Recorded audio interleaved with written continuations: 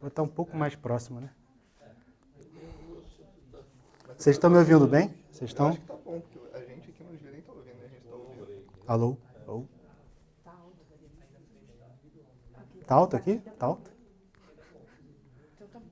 Tá bom, hein? Se Tá? você tá ouvindo é porque tá alto. Eu tô me ouvindo, então posso fazer igual a Ruth Lemos, né? Que se ouvir repetindo, assim. Então, calma aí. Pra baixo aqui. Pronto. Então, pessoal, boa tarde. Vamos dar início aqui a mais um Astronomia ao Meio-Dia. Hoje quem vai apresentar pra gente é o Diego Lourenço de Oliveira, que é pós-doc aqui do IAG. O Diego fez graduação, mestrado e doutorado lá no Rio de Janeiro, no Observatório do Valongo. No mestrado, ele trabalhou com atividade magnética em estrelas de tipo solar, e no doutorado ele trabalhou com a evolução da atividade magnética em estrelas de baixa massa. E aqui no pós-doc ele continua trabalhando nessa linha de pesquisa, né, mas incluiu agora a rotação também, né? É uma confusão. Eu não... Enfim. Nem eu sei explicar direito o que eu estou trabalhando. Mas hoje o que ele vai falar pra gente é do projeto TESS, que é sobre a busca de exoplanetas. Ok. Muito obrigado a todos vocês. Aqui um prazer estar aqui falando com vocês aqui. Vou tentar falar de forma mais informal possível, claro, dentro dos limites razoáveis, né?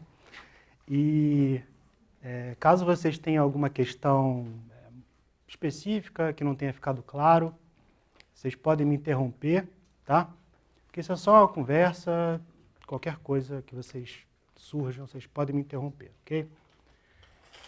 Então, eu decidi falar sobre a missão TESS, que não é exatamente o que eu ando fazendo, mas uma boa parte do meu dia eu dedico um pouco a isso, de forma paralela, que TESS é uma missão espacial da NASA, que ela está direcionada à busca de exoplanetas pelo método de trânsito planetário. E essa missão ela é otimizada para planetas que estejam orbitando estrelas de baixa massa muito próximas. Por que as estrelas de baixa massa, né? Isso é um ponto que a gente vai falar um pouco mais à frente, mas já assim adiantando, porque elas são as mais numerosas no nosso universo. E também a zona habitável delas é muito próxima.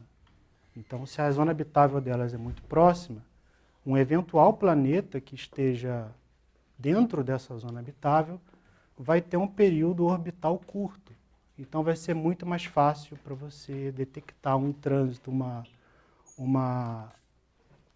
um bloqueio de luz relacionado a um trânsito. E com mais frequência, você vai ter uma estatística melhor da arquitetura ali daquele sistema de planetas.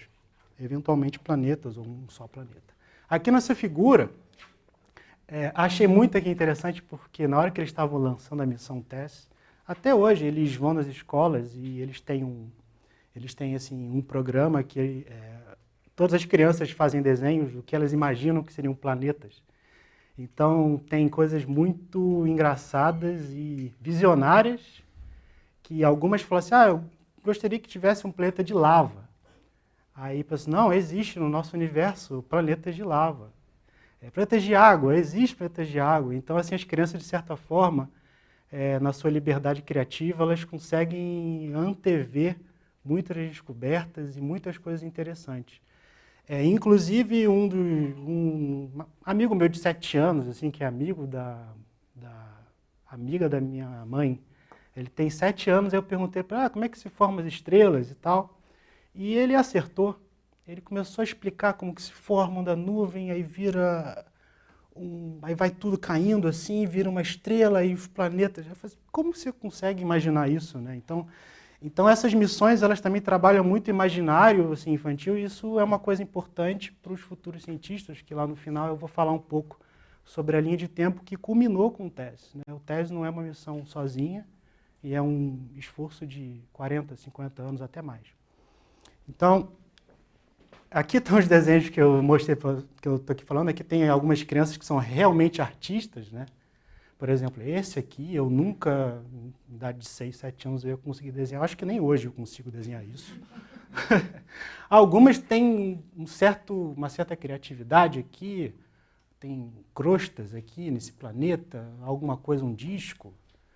Enfim, tem coisas aqui muito curiosas que eu fiquei muito tempo aqui olhando, sabe, cada detalhe. E tem outra aqui também que eu achei muito legal, que é esse. Outro também que é muito interessante é esse, que aqui você está vendo que ele está colocando uns asteroides aqui, né? Não sei se vocês estão vendo, né? Tem um planeta com várias coisas. Então, na verdade, a missão que veio antes do TESS, que foi a missão Kepler, que de certa forma entregou assim, o bastão para a missão TESS, ela meio que já trabalhou assim, no imaginário de todas as pessoas, e principalmente nas crianças, de que o nosso universo tem possibilidades muito maiores do que a gente imaginava. Então, aqui, a primeira vez que eu vi essa imagem, imaginei que estava sorrindo esse planeta aqui, uma boca grande aqui com 2 olhos. Enfim, então tem várias possibilidades aqui que, sabe, as crianças tendo cada vez mais proximidade dessas questões, por questões lúdicas, assim, elas naturalmente vão se tornar cidadãos cientes do seu posicionamento com relação a toda essa onda anticientificista que a gente está sofrendo. Então, aqui, esse eu achei um dos melhores. Olha só, tem torres quase maiores do que o próprio planeta, cheia de cores. Isso é fantástico, assim. Eu fiquei olhando para isso. Tem uma estrela aqui, tem alguma coisa ele soltando um raio, e tem torres, assim, é uma coisa fantástica. E aí eu me incentivei, assim, pensei, poxa, eu acho que eu vou desenhar também. Aí eu desenhei uma estrela isolada, né, de tipo solar, gêmea, né, calma magneticamente, que seria interessante para a vida, e um planeta habitável nessa estrela. E esse planeta, ele está na zona habitável, ele tem um anelzinho, porque eu me inspirei pelo desenho das crianças, né? E aí aqui continentes e tal, e aqui tem uma lua que está na zona habitável, de um planeta habitável, e tem outra lua. Então, é uma lua de uma lua, né? E essa lua também é habitável geologicamente. Sabe? Então, é o sistema perfeito, né? De certa forma, é a idealização, assim, que eu consegui pensar rápido. Assim, qual é, né? Você junta todos os prêmios possíveis que você pode ter dentro de um sistema, né? Liberdade criativa, assim, né? Então, eu meio que me inspirei pelas crianças, assim. Então, de certa forma, é uma troca, né? Então, vamos aqui definir o conceito de zona habitável, que eu acabei de falar com vocês, né? Zona habitável na verdade, no ponto que a gente está, é basicamente uma abstração. Cada autor define a sua zona habitável da forma que achar melhor. Isso gera uma série de brigas na literatura, até brigas recentes que aconteceram agora. Mas, basicamente, a gente estabelece a zona habitável em função da estrela. Ainda. Mas nem com relação à estrela a gente está muito certo disso, né? Porque tem uma série de efeitos que variam no tempo, variam com bilhões de anos, que normalmente essas definições elas não são contempladas. Então, mas para as estrelas... Oi? Sim? Estou falando muito baixo. Ah, sim, perdão. Então, para essas estrelas, a zona habitável é basicamente a região, uma definição, de certa forma, simplista, mas é o fundamento. Essa definição a gente tem um planeta em que a água pode existir os 3 estados na superfície, né? Líquida na superfície e tal. Então, é uma região onde a temperatura é amena o suficiente para que você tenha os 3 estados da H2O, né? Na superfície assim, da estrela. Mas acontece que as estrelas que são muito quentes, a zona habitável é mais extensa e mais direcionada para fora do sistema, enquanto as estrelas mais frias, a zona habitável ela está mais próxima da estrela. E aqui justamente onde a missão TESS entra, aqui nessa região. Ok? Então, então essa missão TESS ela vai basicamente se direcionar a esses sistemas de baixa massa, que são basicamente 70% do número de estrelas que a gente tem na galáxia, E esses sistemas, a zona habitável está muito próxima. Então, dentro do tempo que ele se propõe a monitorar essas estrelas, em torno de 27 dias, em cada setorzinho do céu, é possível detectar, teoricamente, uma estrela, um outro planeta terrestre parecido com a Terra, pelo menos em dimensões com a Terra. E aí, normalmente, o que se faz é, uma vez descoberto esse planeta, candidato a planeta, você tem que ir para um outro telescópio de velocidade radial, e aí você confirma se é um planeta ou não, né? Então, tem toda uma indústria, de certa forma, que está conectada entre os diferentes métodos, mas a missão TESS ela é essencial, por quê? Porque com as lições aprendidas da Kepler, missão Kepler que veio antes, que monitorou unicamente uma região do céu, muito restrita, por muito tempo, e então eles viram que para você confirmar esses planetas que foram descobertos pela missão TESS, pelo fato dela estar numa única região, é muito difícil, porque você cada vez tem estrelas menos brilhantes, então é mais difícil depois você ir para um telescópio em Terra e confirmar o sinal que você detectou com o TESS. Então, com o Kepler. Então, na hora que você vai para a missão TESS, que mira em todo o céu, só para estrelas brilhantes, porque são estrelas de baixa massa, então fica mais fácil confirmar esses planetas via outros métodos. Então, com todas as lições aprendidas do Kepler, se construiu um novo projeto em que as técnicas foram aprimoradas, a forma de analisar as curvas de luz elas foram aprimoradas, e aí então temos aí agora o estado da arte no que diz respeito a trânsitos de planetas, né? Então é isso. Então, com todas essas definições que a gente tem, você tem um trânsito, e aí você confirma se é um planeta ou não, e aí como que você define se aquele planeta ele é rochoso ou não, né? Então, cada autor define de uma forma. Então, acaba que, gerando um pouco assim, de estatística na nossa galáxia com relação à quantidade de planetas detectados, a gente consegue ter uma estimativa grosseira de quantos planetas estariam na zona habitável e seriam terrestres habitáveis, né? Então, alguns autores eles diferem muito entre as taxas na nossa galáxia de planetas terrestres na zona habitável. Então, pode ir desde, sei lá, 30% até 120%. Né? Então, isso quer dizer que é mais de um planeta na zona habitável. Né? Então, mas todas essas definições elas mudam de autor para autor. Então, acaba que vira um problema, porque alguns autores eles definem que um planeta ele é terrestre e, na verdade, ele não é, porque um outro grupo já determinou que ele não é terrestre, ele é quase que um mini Netuno, enquanto outros definem a zona habitável diferente, e essa zona habitável cada um define de uma forma. Então, de acordo com o grupo que analisa e o outro grupo que produz a notícia, isso acaba virando uma confusão muito grande, porque um grupo acaba de publicar que o mesmo planeta não é terrestre e não está na zona habitável, e, ao mesmo tempo, um outro grupo, independente, pega esse mesmo resultado e diz que é um planeta terrestre na zona habitável. Então, isso gera uma briga imensa entre o que é um planeta terrestre e o que é uma zona habitável, né?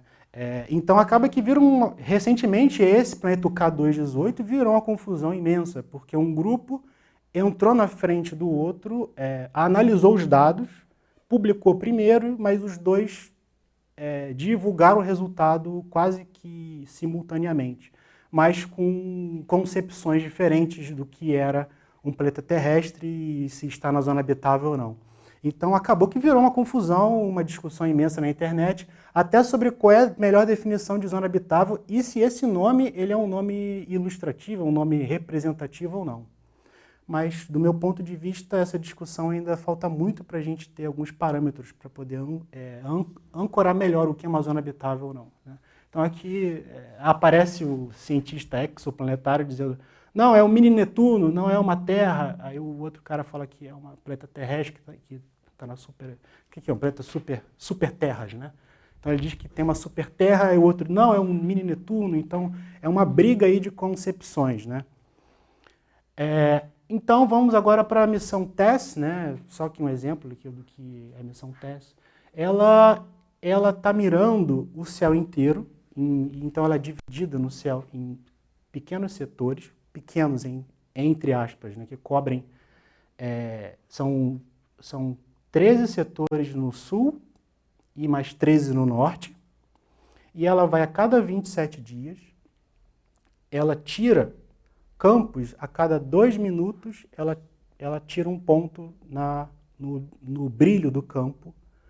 A cada 2 minutos você tem uma cadência de captura de brilho no campo. Então você consegue, ao longo de 27 dias, você tem milhares e milhares de pontos de basicamente todas as estrelas que estão aqui. Então, então você consegue, a partir do momento que você analisa uma estrela individual num campo, você consegue ter uma curva de luz ao longo de 27 dias com uma cadência muito alta. Então, se por acaso acontecer algum evento muito rápido na estrela, ou um flare, uma grande explosão na estrela, ou um trânsito, é algo que a TESS está otimizada para detectar. E também até oscilações da própria estrela, conforme a estrela ela vai pulsando, essas curvas de luz elas vão se modificando. Inhomogeneidades na superfície da estrela, manchas passando na zona divisada. Então, o TESS, em cada setor, ele vai tirando campos a cada 2 minutos, então você consegue construir um mapa do céu com a dimensão do tempo, um mapa muito preciso. No ano passado, ele foi lançado em julho, e ele já cobriu todo o hemisfério sul, quase todo, porque a parte aqui da eclíptica vai ser na próxima missão, vai ser no próximo ciclo.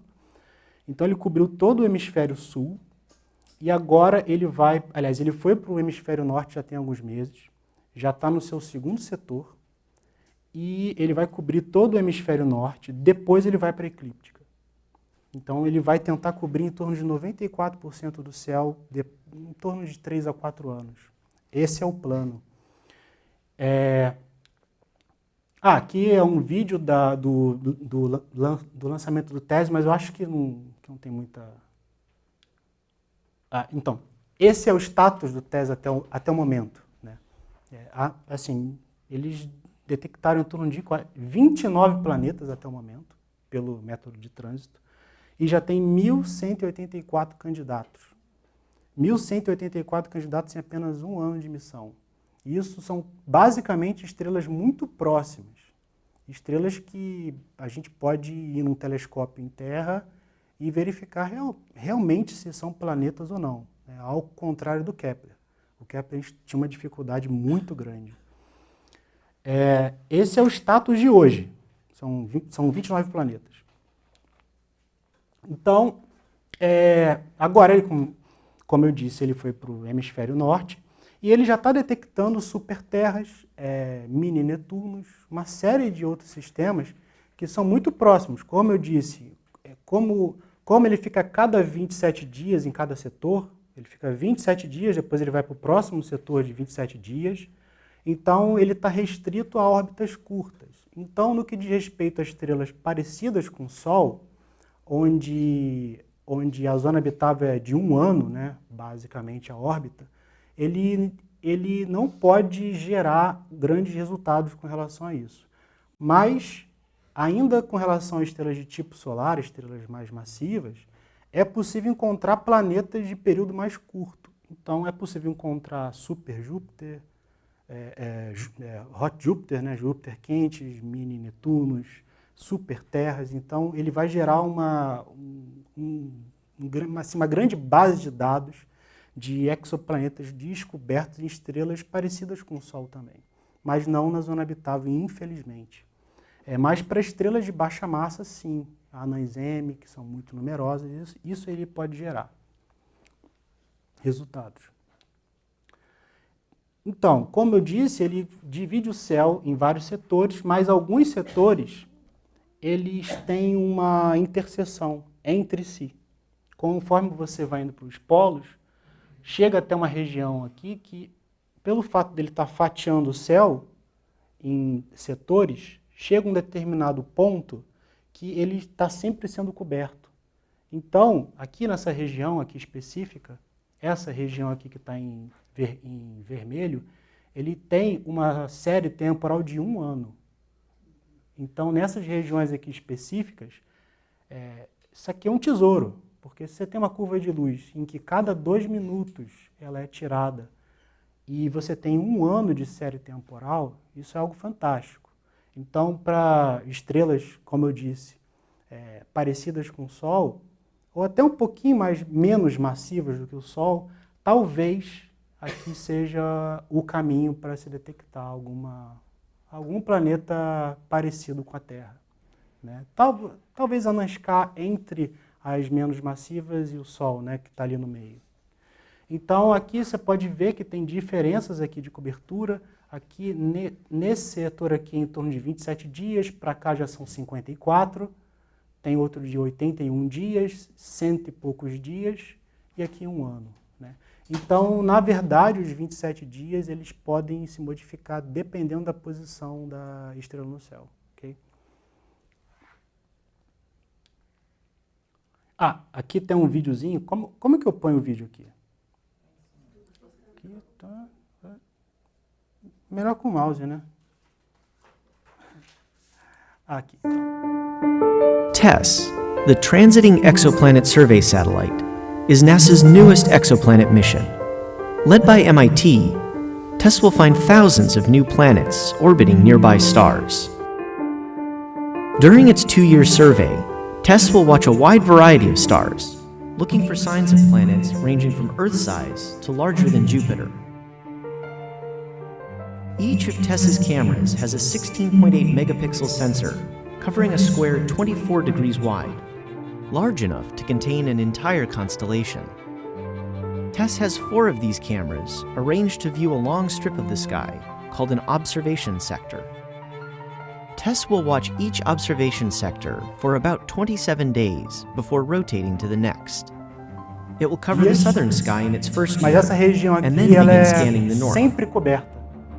E agora ele TESS está no will study norte. 85% of the sky, an area 350 times greater than what NASA's Kepler mission. Ele vai falar do Kepler. O Kepler é só essa região aqui do céu, enquanto o TESS vai cobrir toda essa região aqui em azul. Então é uma revolução, né?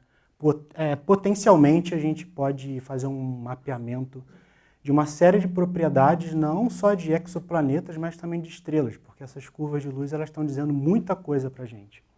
E eu vou falar um pouquinho para vocês após esse slide. Okay? Alguma dúvida, alguma questão específica? Como que eu saio daqui? Sim, vamos lá. Ok. Aqui é um exemplo de um dos setores do TESS.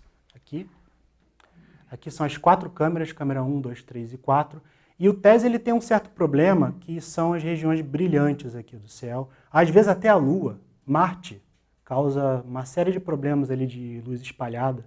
Então, na hora que a gente está analisando as curvas de luz do TESS, a gente vê a curva de luz subir rapidamente ou descer rapidamente. Isso é porque ou Marte passou quase que perto assim, ou a Lua. Então, são coisas muito sensíveis. Às vezes Júpiter, se eu não me engano, já chegou em algum momento em fazer uma certa contribuição na luz espalhada. Então, cada campo desse aqui, ele é tirado a cada 2 minutos. Então, você tem uma imagem do céu em extrema precisão a cada 2 minutos. E para estrelas assim específico, são curvas de luz muito precisas de 2 minutos, mas para todo o céu, na hora que ele faz 2 minutos, ele cria uma outra imagem que a gente chama de imagem, um frame total, que chama FFI. Então, todo o céu ele pode ser coberto por essas imagens de FFI que são de 30 minutos. Então, você tem uma cadência de 30 minutos para todo o campo e para algumas estrelas você tem cadência de 2 minutos. Então você pode analisar uma série de coisas com isso. Desde estrelas até asteroides e algumas curvas de luz, é possível ver a passagem de asteroides. Você está ali vendo a curva de luz, daqui a pouco decai e você vai ver um asteroide que passou. Sim. Como que eu volto para o modo apresentação aqui? Okay. Como que faz isso? Isso, né?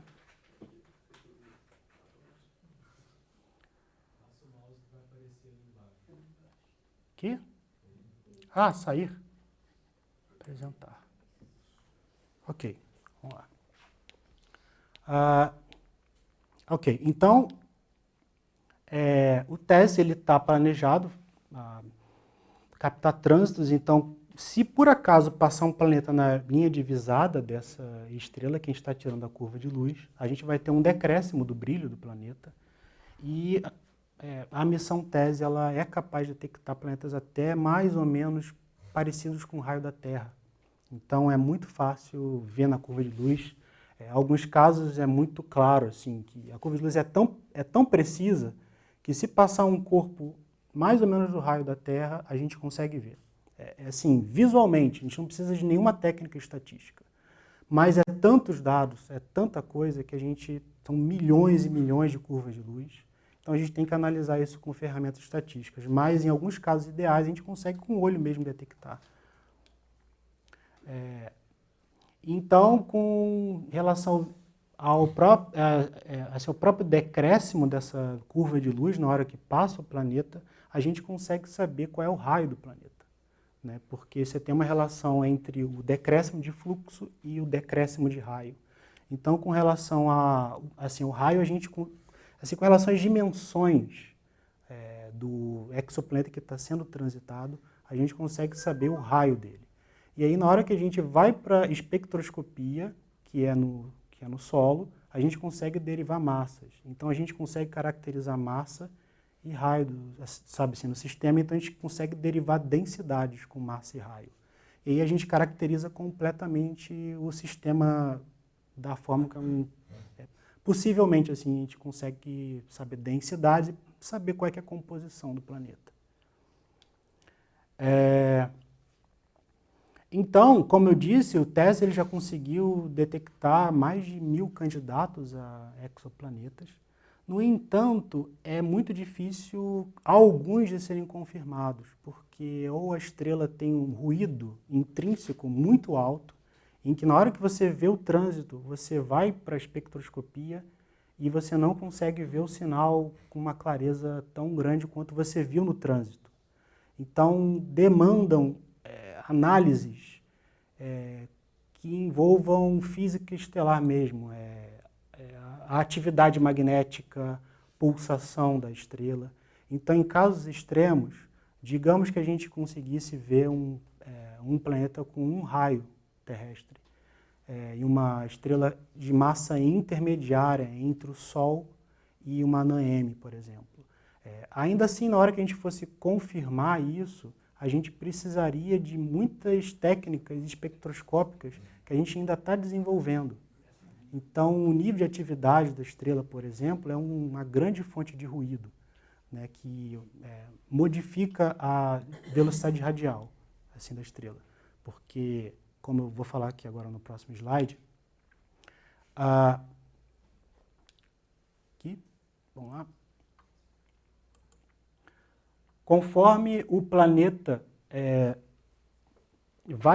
vai orbitando a estrela, eles têm um centro de massa em comum, né?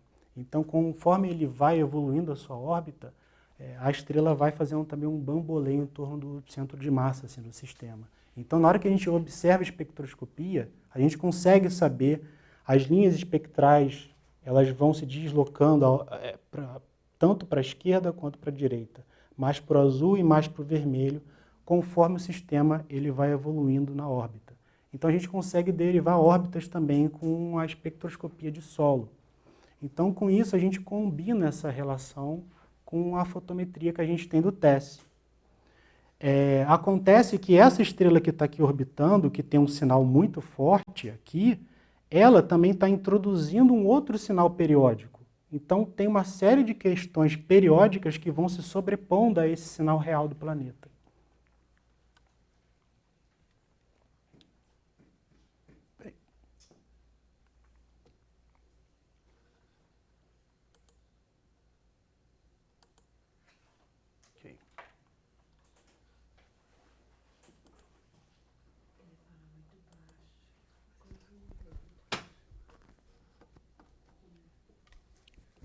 Vocês estão achando que está baixo o volume? Ok? Ok. Então, provoca esses efeitos aqui, que são a estrela, ela faz um bamboleio com relação ao seu centro de massa. Então, as linhas espectrais elas vão indo para a direita e para a esquerda. Então, a gente mede essa curva aqui de velocidade e a gente consegue saber a massa aqui do sistema que está provocando esse bamboleio gravitacional. Mas a gente só consegue saber a massa. Então, na hora que a gente vai para o trânsito planetário, a gente consegue saber o raio. Então, com a massa e o raio, a gente consegue derivar a densidade. No entanto, como eu disse, a estrela ela está afetando tudo que a gente está ali observando, ela está, de certa forma, contribuindo com o ruído. Então, existe o ruído que também é da própria atividade magnética. Então, com relação à ciência, a própria ciência planetária que pode ser feita com as curvas de luz, a gente também pode fazer ciência estelar mesmo, ciência astrofísica estelar, estudando essas manchas magnéticas aqui que estão na estrela, que na hora que elas passam, elas fazem um sinal que pode ser confundido com um planeta.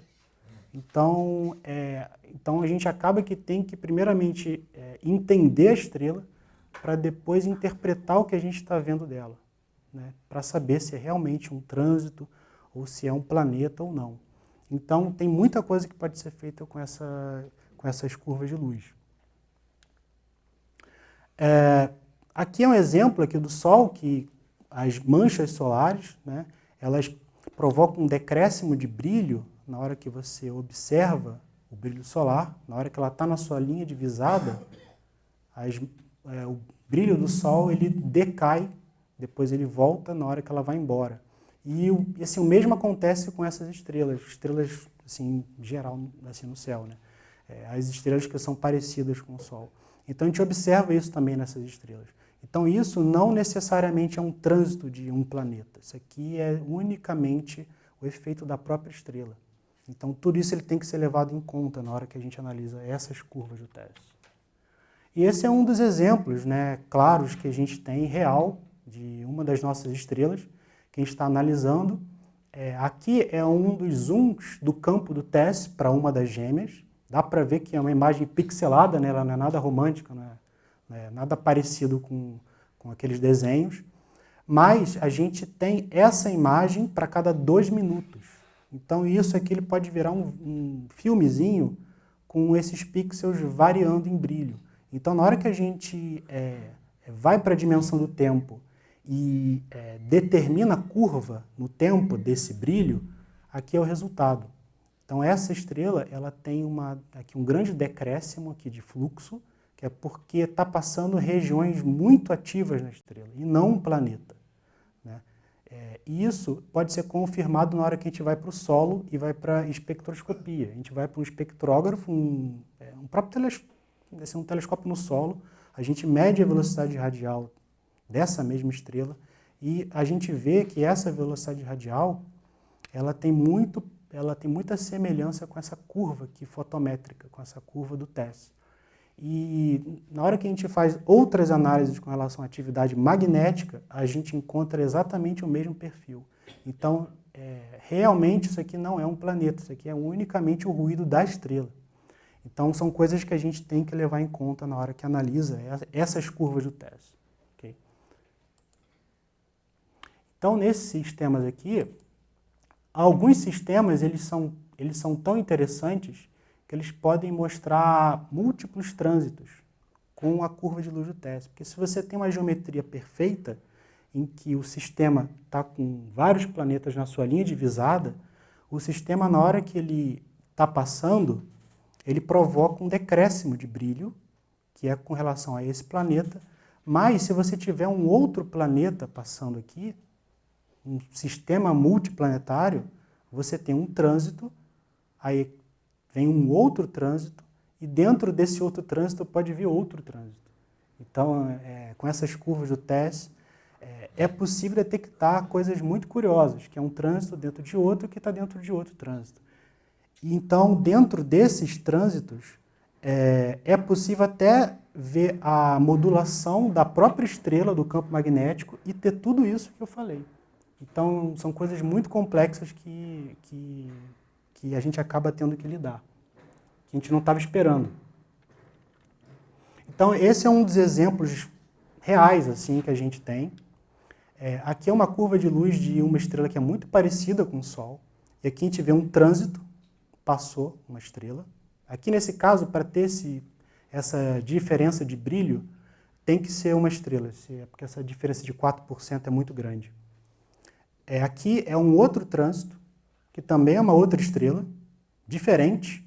Aqui vem o mesmo trânsito dessa aqui, aí vem o outro trânsito, então possivelmente é um sistema triplo, né? Então a gente ainda tem que fazer umas análises um pouco mais detalhadas, mas aqui dá para ver que é uma estrela e tem outras duas aqui contribuindo, passando, né, na linha divisada.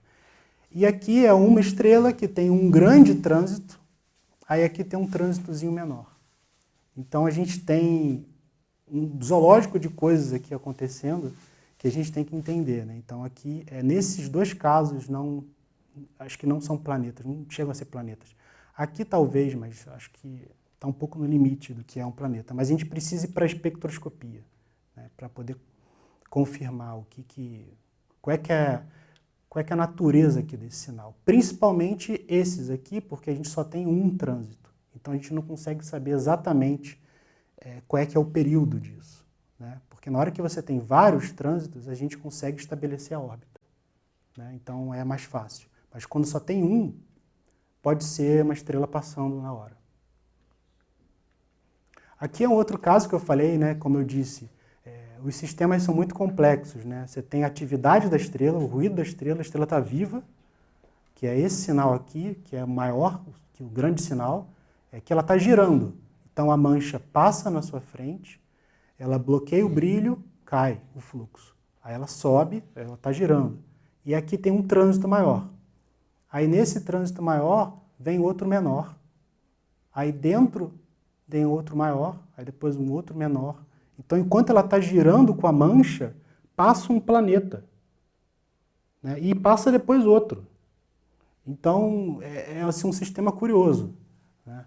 Que são coisas, são sobreposições de comportamentos que a gente observa, e aí na hora que a gente vai para realidade, isso existe, na verdade, né? E aqui é um outro sistema que tem vários trânsitos, aqui eu acho que é um só apenas, mas também ao longo da rotação da estrela. Então, provavelmente essa estrela está girando, né, e tem um planeta passando enquanto ela está girando, né? Então a gente consegue estabelecer várias coisas com relação à estrela até, pelo planeta. Como isso aqui que eu estou falando para vocês. Aqui na hora que a gente mostra, a gente pega todo o período da estrela e a gente coloca tudo numa mesma escala de tempo, a gente vê que todos os trânsitos eles se sobrepõem na mesma periodicidade. No entanto, em alguns grupos, em algum momento, esse fluxo aumenta. Isso é porque tem uma mancha aqui que está passando, que está aqui parada e o planeta está passando pela mancha. Então, o bloqueio de fluxo ele é menor aqui. Então você tem dois grupos de manchas que você pode mapear na estrela apenas vendo o trânsito. Então é uma coisa interessante. Então pelo próprio planeta a gente consegue analisar a estrela.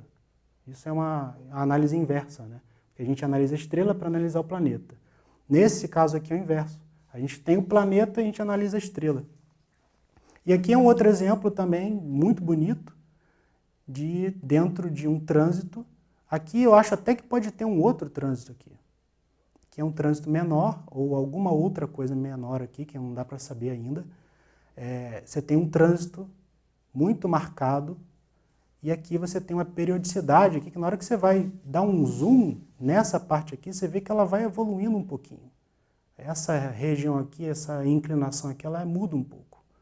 Então, são coisas que a gente tem que ir analisando e são tantos dados que é humanamente impossível a gente ir caso a caso, né? Então, a gente tem que selecionar os melhores para poder tirar a física disso e também fazer uma análise dos exoplanetas, né?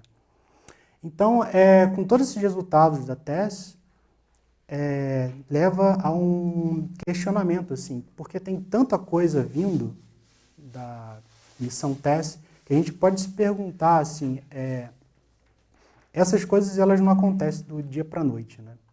Então, aqui mostra claramente que na década de 60, em 65, os fundamentos para a missão Kepler estavam sendo feitos aqui, em que eles estavam aqui estudando qual é que era a melhor forma para você ter receptores sensíveis o suficiente para se detectar trânsitos de exoplanetas na década de 70. Né? Então, de certa forma, esse tipo de coisa demora muito. Né? Toda a instrumentação que foi rejeitada em inúmeros momentos, todo o design técnico ele foi rejeitado em inúmeros momentos, aqui acho que foi 6 ou 7 vezes, até que chega em 2000, em torno do ano 2000, que ela foi aprovada. E aí ela foi lançada em 2009.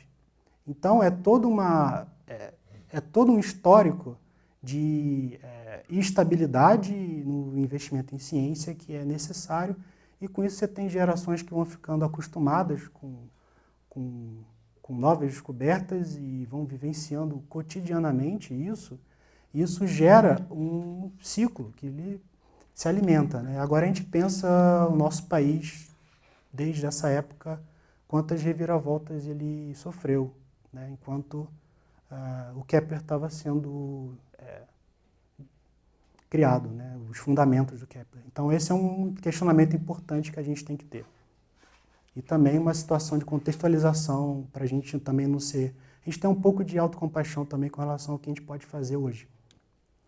E essas ideias alucinadas, assim, de certa forma, elas são importantes, né? Porque recentemente tem várias ideias no ar, né? Mas essa eu achei interessante, que eles chamam de terrascópio, né?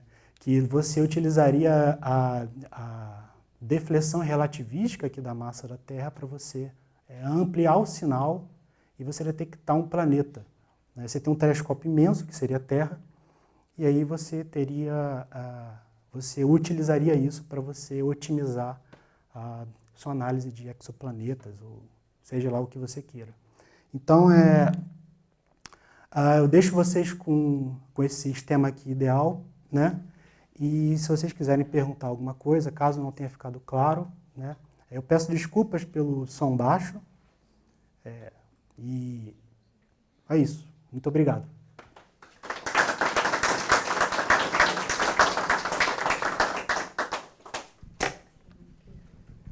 Bom, perguntas para o Diego?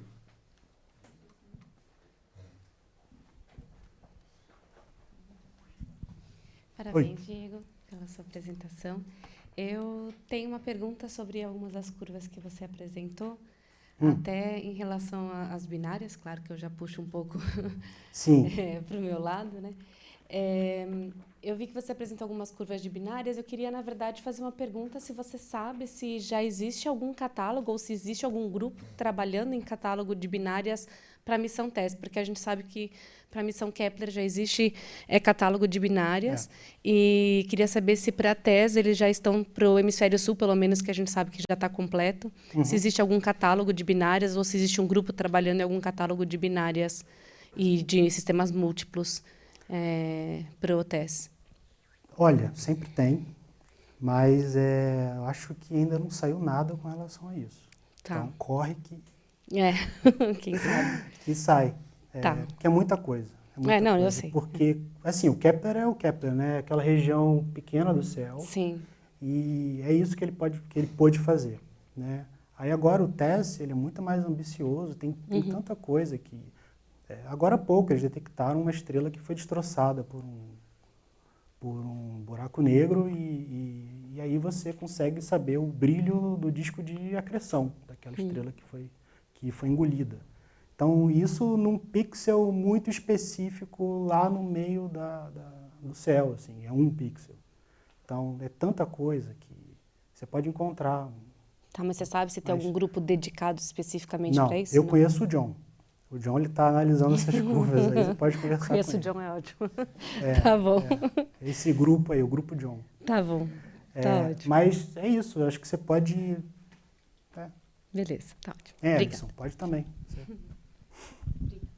Só tem uma dúvida, que números são esses de tempo aí? Então, como eu disse para vocês, o TESS ele vai observar...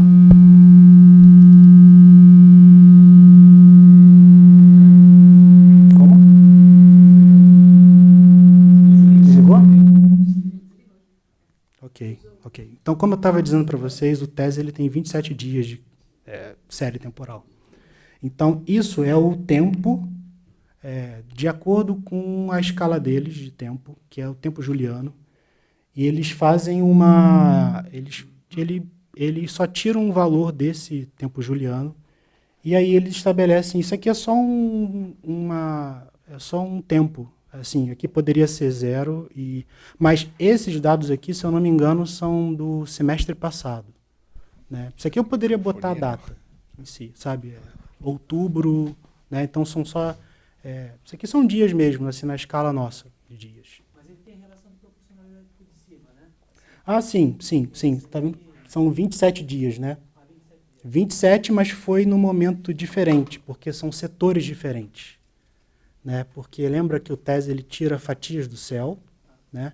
E essa fatia veio depois dessa, né? Aqui foi tirado, que foi em torno de 1380, aí em torno de 200 dias depois foi essa que começou, né?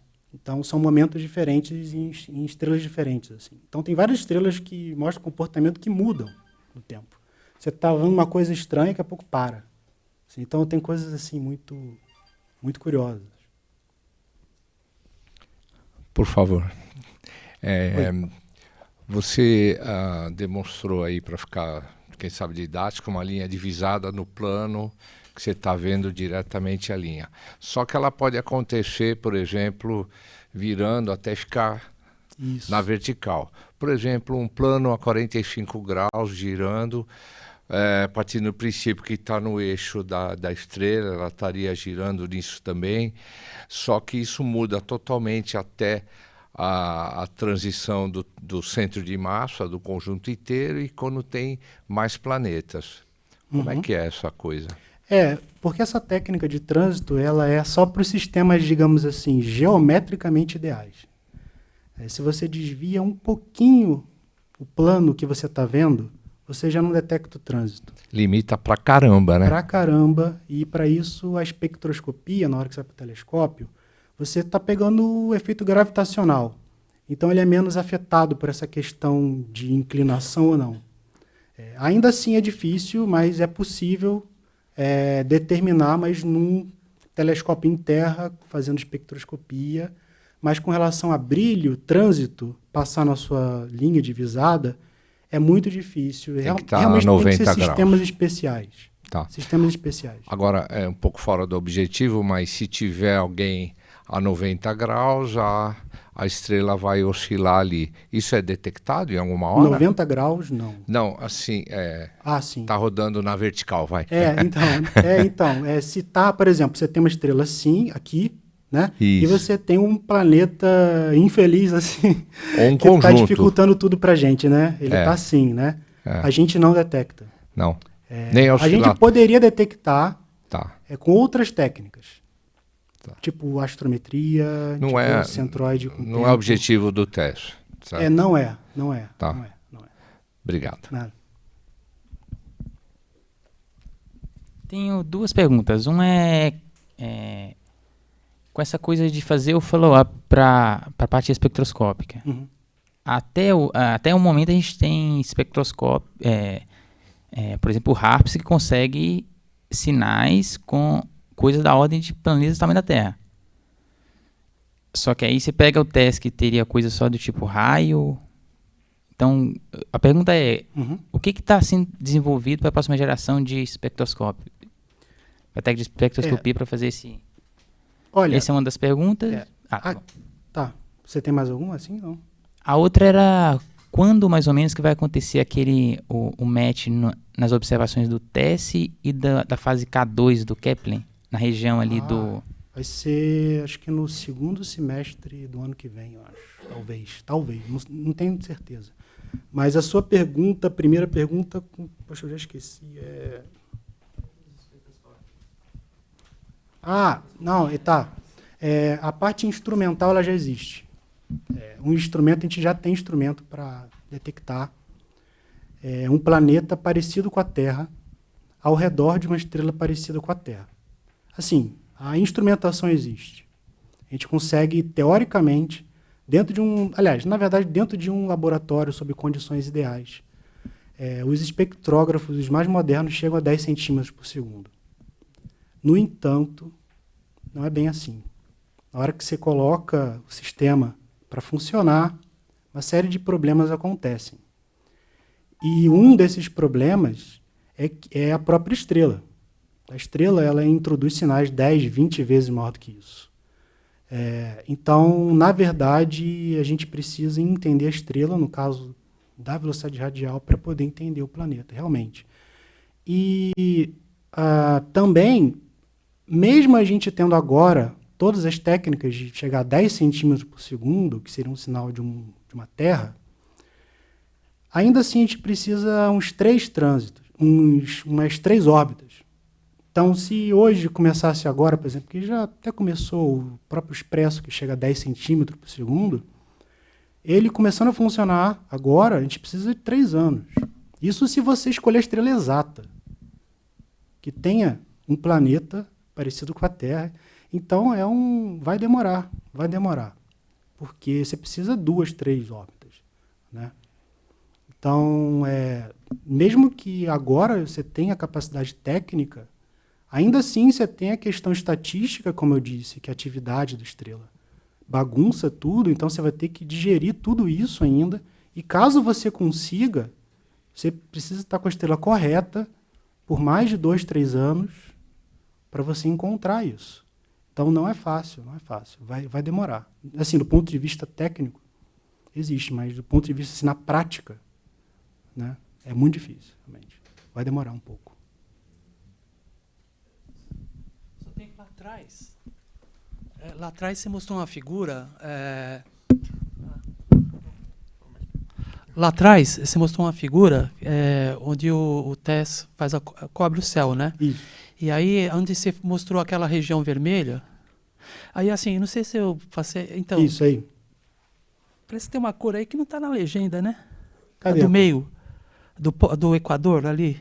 Então, é porque essa região aqui ela não está sendo coberta. Então, agora. esses são os 94%, os 5%, os 6%? É isso. De 94 para 100? Não, então, por aí. Assim, não, isso aqui vai ser 80 e poucos %.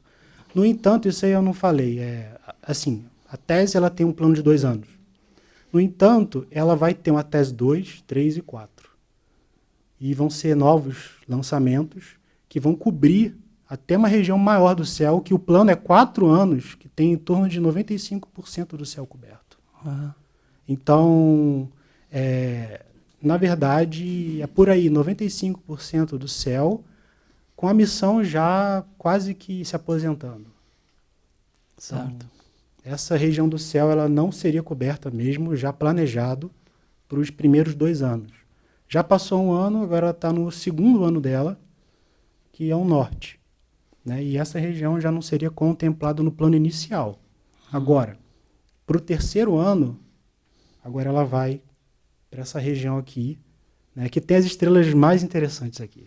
Do meu ponto de vista, eu estou aqui esperando essa região. Perfeito. Né? E eu fiquei até triste, porque na hora que não pegou, eu falei, poxa, esperar 3 anos, 2 anos para até... Não, então... Obrigado. Nada.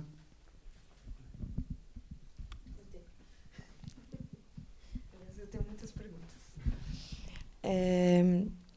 Primeiro, até que profundidade você consegue detectar estrelas?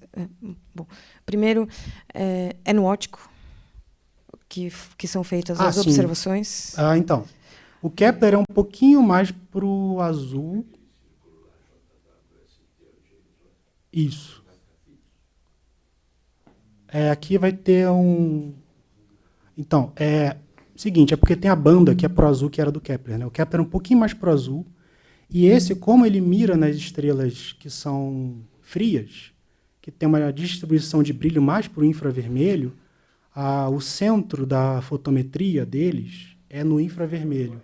É na banda I, mais ou menos. Ótimo. É exatamente a banda I, razoavelmente na banda I. Vai de 6.000 angstroms até 10.000 e pouco, 11.000. Então, ele é otimizado para estrelas frias, né? E você tem ideia da profundidade, assim, até que distância? Ou 16. magnitude limite? V, 16. Magnitude V chega até um 16, mais ou menos. Bom, 16 ele chega ali, né? Quase que quebrando, né? Mas ele chega. A minha pergunta é porque, assim, além de exoplanetas, você falou que,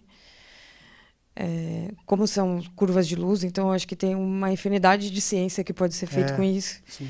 E, em especial, assim, puxando um pouco para o meu lado, estrelas Tetaures, né? Você obter flares e essas coisas. Eu não sei se também, assim como a Patrícia perguntou, se já tem alguém trabalhando com isso ou não. Interessante você perguntar isso. Que tem gente trabalhando vendo que os modelos estelares para poder explicar aquelas variações que eu falei de rotação e etc., para muitas estrelas em que não se imaginava que tinham nenhum material ao redor, elas têm que introduzir algum debris ali naquela, sabe, algum lixo, de certa forma, ali, ao redor da estrela, e uma certa configuração da estrela específica, assim, inclinadinha para cá, com um disco. Então, tem gente estudando estrelas muito jovens que tem esses decréscimos de brilho meio estranhos, assim, que você não consegue explicar pela estrela. Aí você tem que ver a questão mesmo de isso. Bacana.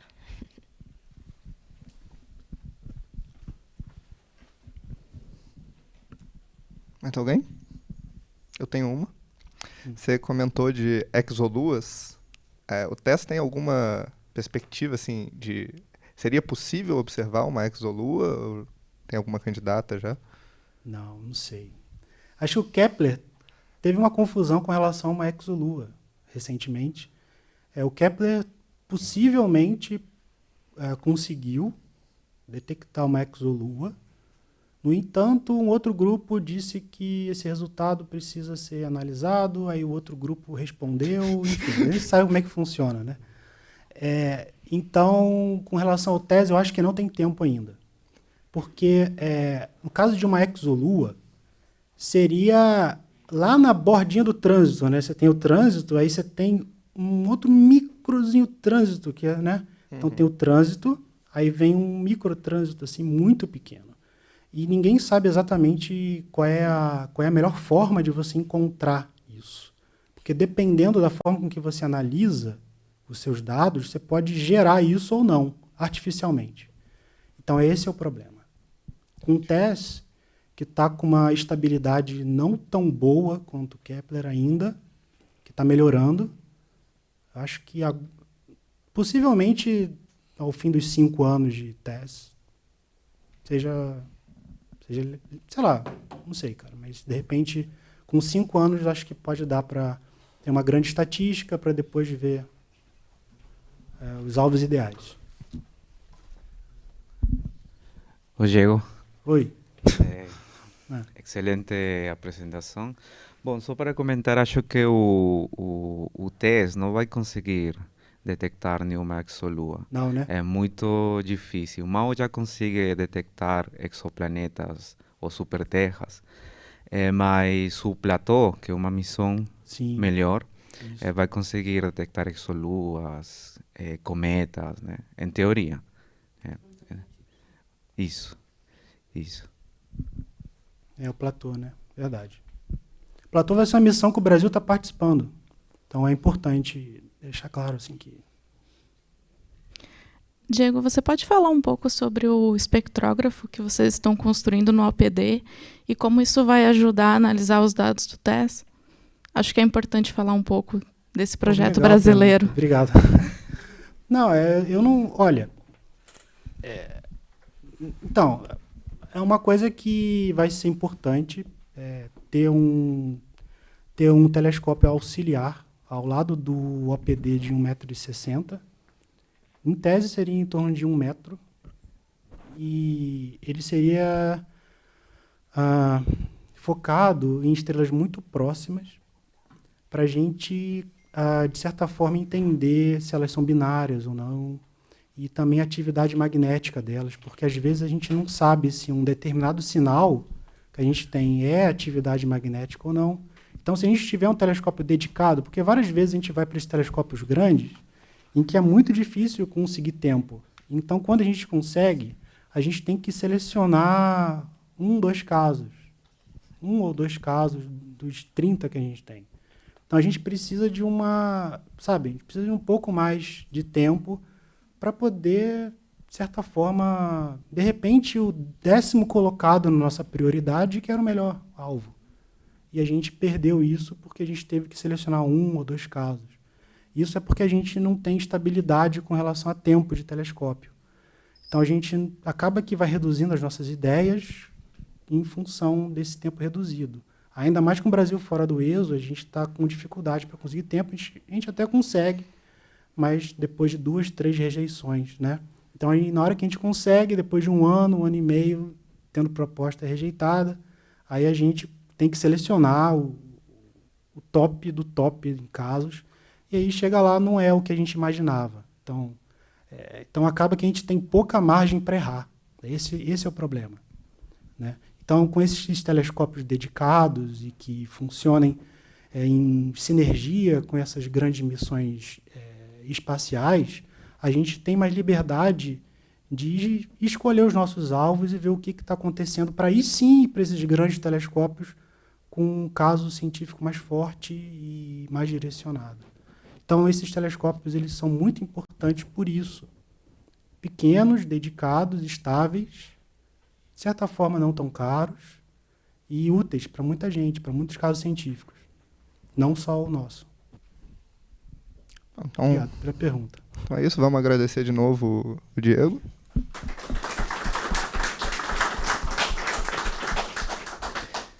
E na semana que vem a gente tem Astronomia ao Meio-Dia normalmente. Vai ser com o João, diretor do Planetário. A gente divulga mais informações entre hoje e amanhã.